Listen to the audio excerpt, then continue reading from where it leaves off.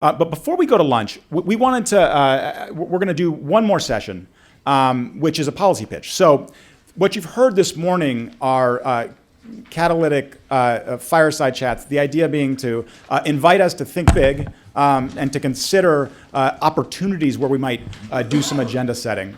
But we've also highlighted the fact that we've got 15 proposals that we're releasing today.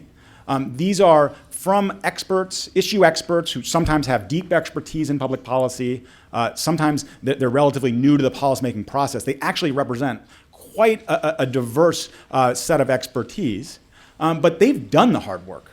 So they identified what they thought it was a compelling idea. They stepped up, they tried to answer all of the key questions that a policymaker might ask. And so we wanted to feature a handful of these throughout today, just as inspiration as you think about what your day one idea might be. And not to mention that substantively, on their own merits, these are some pretty fantastic and compelling ideas. So with that, I would like to invite Ruth Milkman, who's a partner at Quadra Partners, to the stage to share her policy pitch for reforming wireless spectrum policy. Please join me in welcoming Ruth.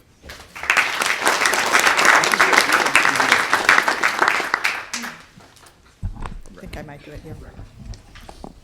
First of all, I have to say that I wrote this paper with my co-author, John Leibovitz, who is also here.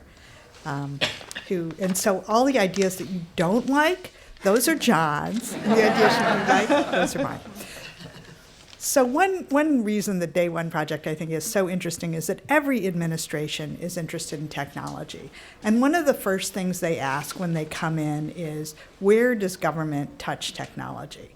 The Federal Communications Commission is one of those places, and that's where John and I spent a lot of years and have some hard-earned institutional knowledge about that particular agency.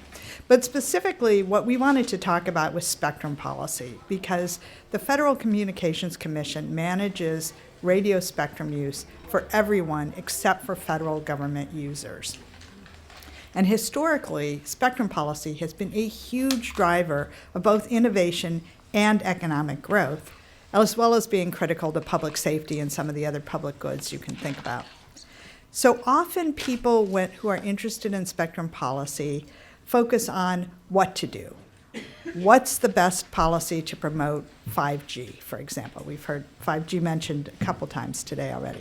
But our paper instead takes a step back and looks at how rather than what.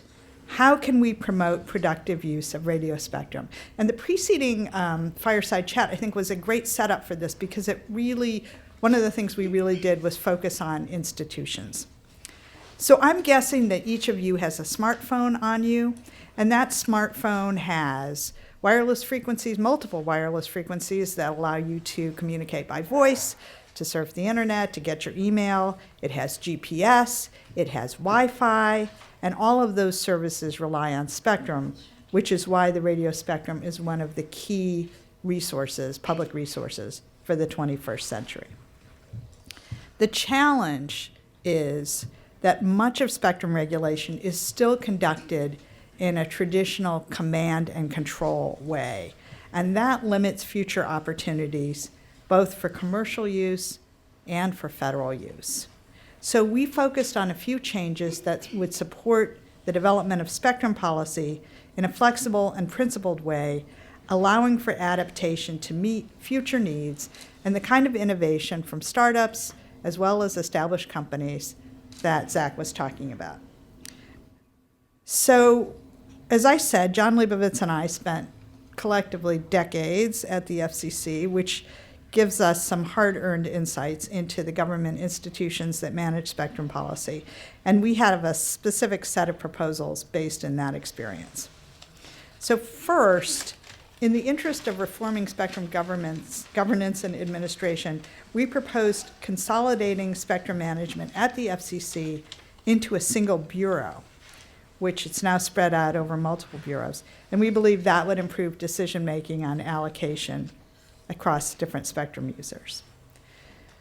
We also suggested some measures to facilitate coordination between NTIA, the National Telecommunications and Information Administration. That's part of Commerce, and that manages all the federal government use. So there was a lot of coordination between the FCC and NTIA, but we suggested it could be improved by physically co-locating the two agencies and by formalizing exchanges of personnel between NTIA and the FCC. In the second category of proposals, we recommend several ways for the FCC to re-anchor its spectrum policy in its statutory mandate, which is to prevent harmful interference between different spectrum users. So we suggested that the FCC avoid overregulation in the higher reaches of spectrum.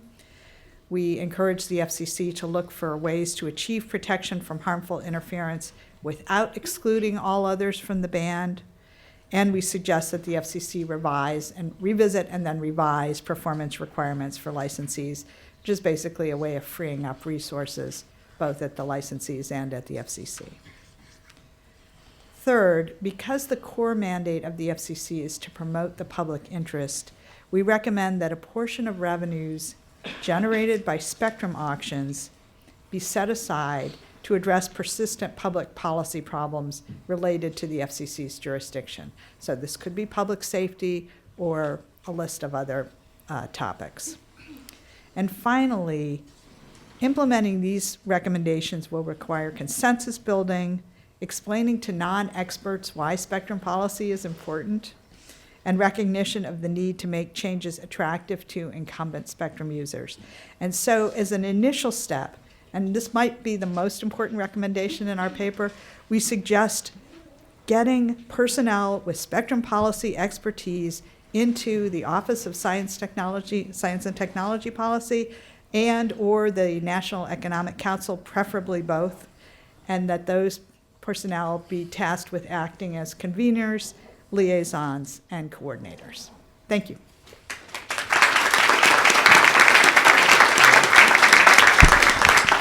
Terrific. Thank you so much, Ruth.